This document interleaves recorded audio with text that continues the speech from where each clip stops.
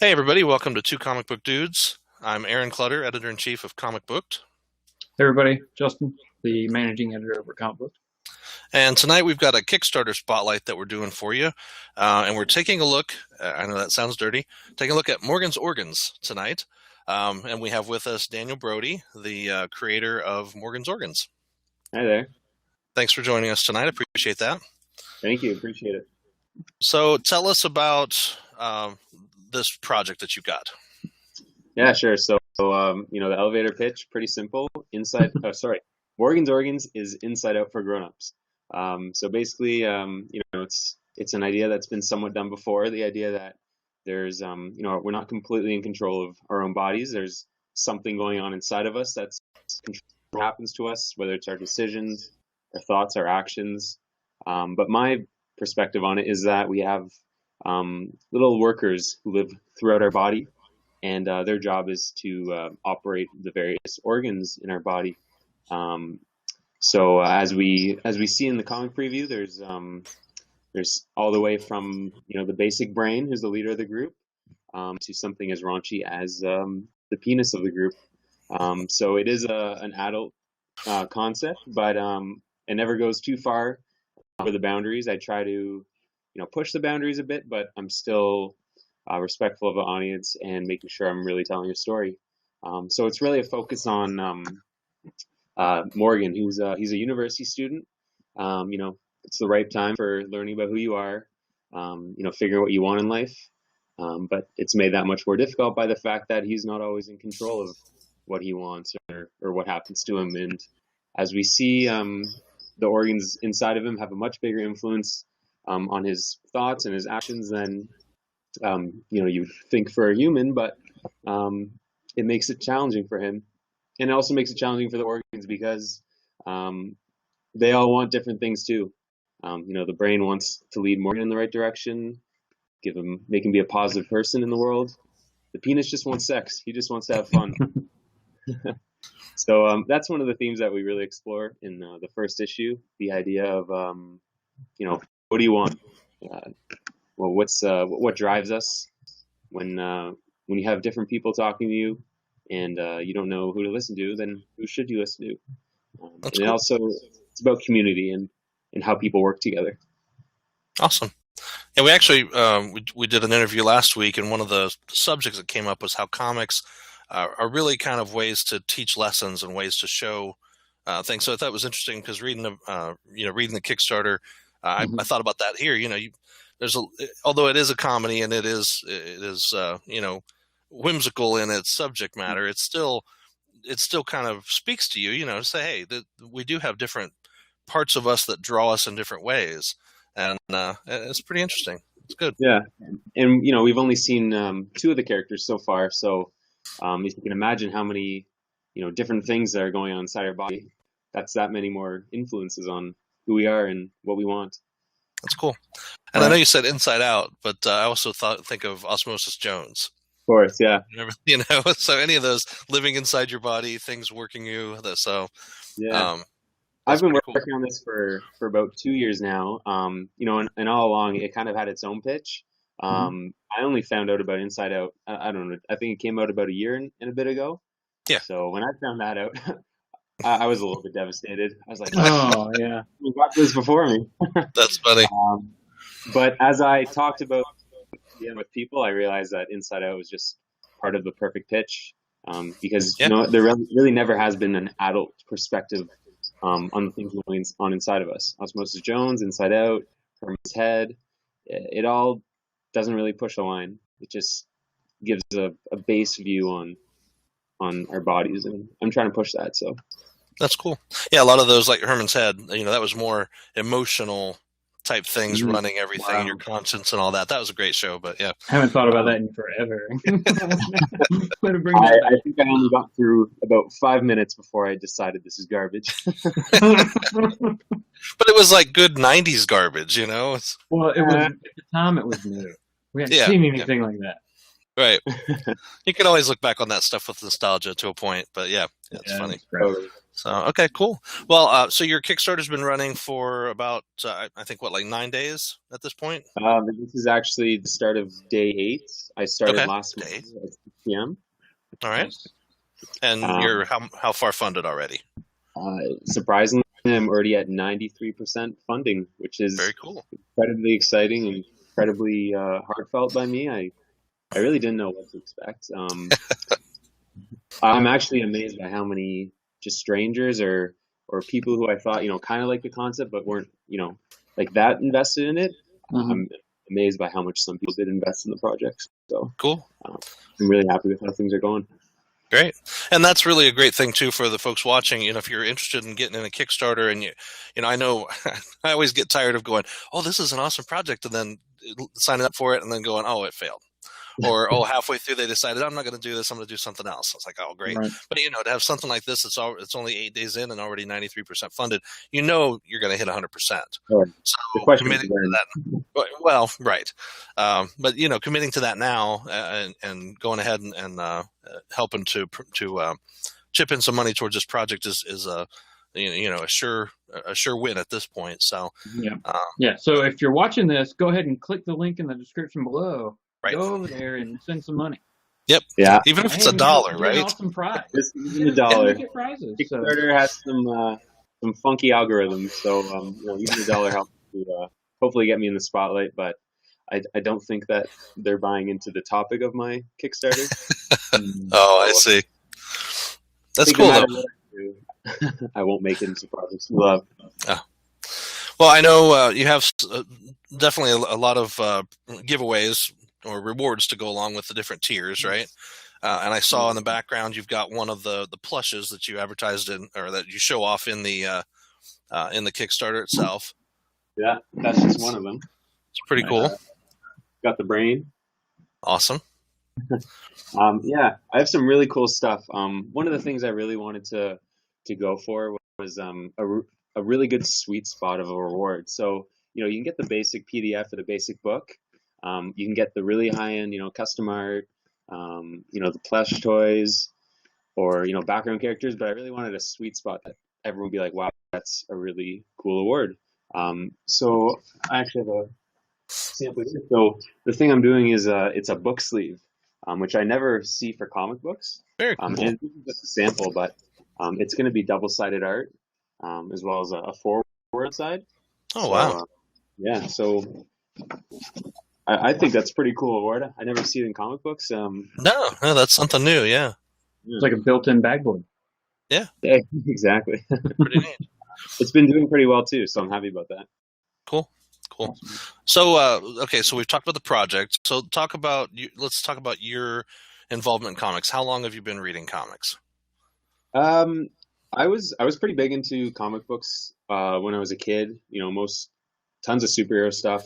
I have a box huge at home still that I have to do something about. But yeah, I was mostly into superhero stuff. I can't even give you names. There's just so many that I had.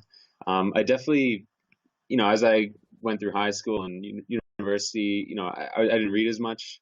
Mostly television shows, movies. I really love comedy. It really was Morgan's Organs that brought me back into comic books and appreciating them. But also it's all the great stuff that's out there right now. What Image Comics is doing. There's so much great creator-owned content that's going on. And I'm starting to realize what I do about comics, what I don't.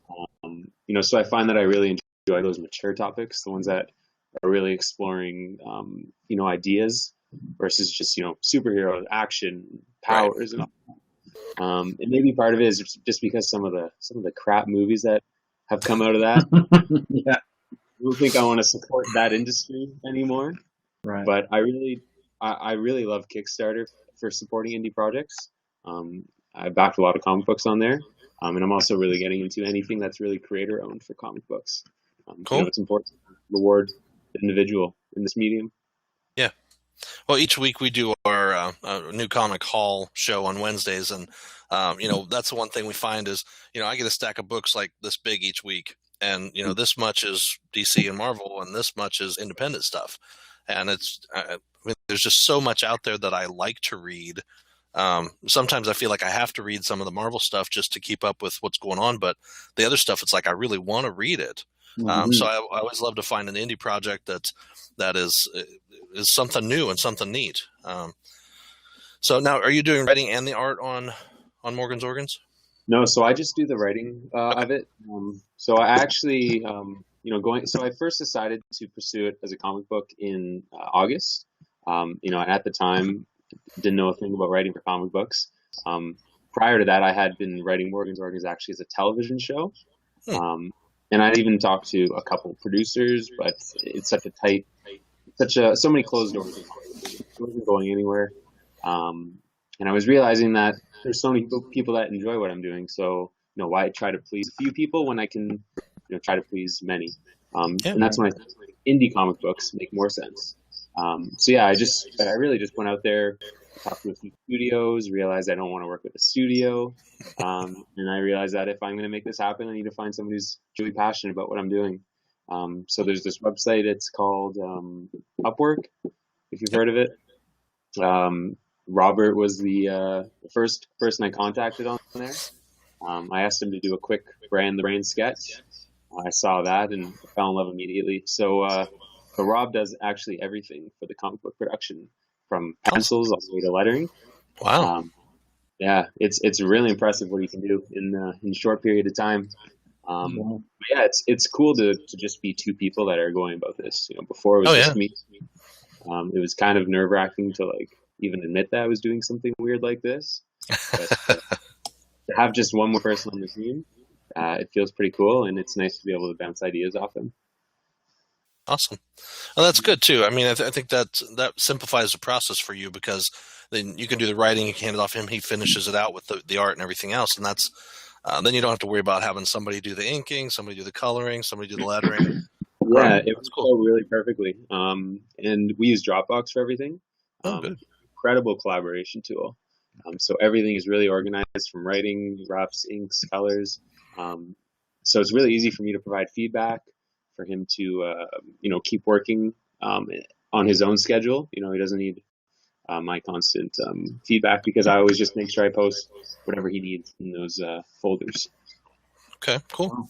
And that is one thing we've seen lately is we had an interview early last year where the writer's in New York and the artist is in Italy. Wow. So it's neat that you can be separated by half the world, right, and still collaborate over all the electronic media we have. It's awesome. So it's really cool. What's that? Sorry. You definitely couldn't do that 10 years ago. No, for sure not. It's funny because so Robert lives in Nova Scotia. I'm in Toronto, so he's only an hour difference from me. But I'd say he has kind of an odd sleep schedule.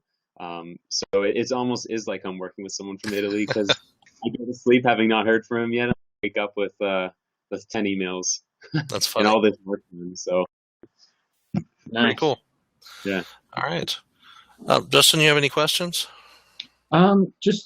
So where did this idea really come from, or where did it start from? It's kind of a funny story. So it was August 2013. I was on a backpacking trip in Europe. I was about 2 weeks into the trip, and I was now in Amsterdam. So I was just walking around the streets, really, enjoying the sights, thinking, probably in a coffee shop induced haze. Right. And I was just getting these weird ideas, I don't even know how to explain them, but that day I came up with the idea, and I came up with the title Morgan's Organs. And at the time it was just this really half-baked concept. What if there's someone inside of me who's talking to me? What if it's not just, from there I just developed it to where it is now. It's gone through so many concept changes, from the organs being the organs themselves, to the organs actually being in the world with Morgan, to where it is today.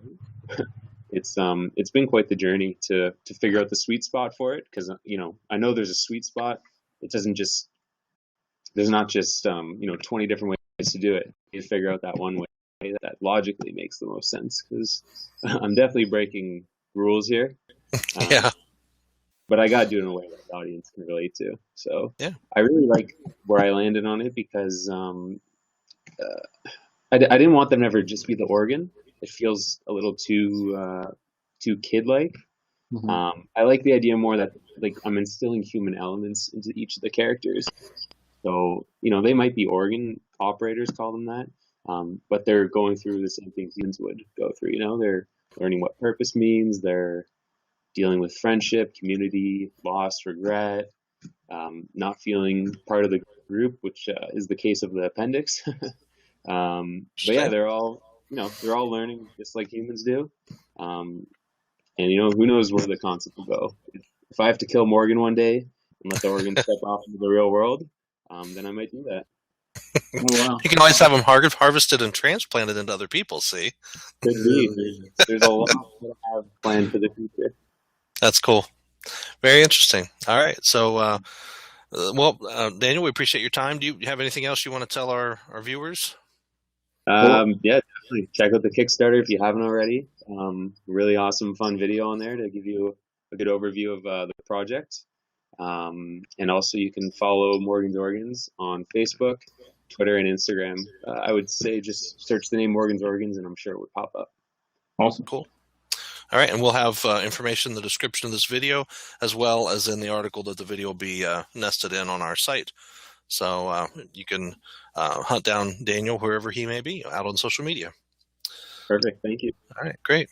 Okay, everybody. Thanks for watching. We really appreciate you taking the time to watch. And Daniel, we appreciate you taking the time to talk to us about Morgan's Organs. Really hope that you're successful with this Kickstarter, and hopefully this interview helps. Awesome. Thank you so much. Okay. All right. And thanks everybody for watching. Thanks. Have a good one.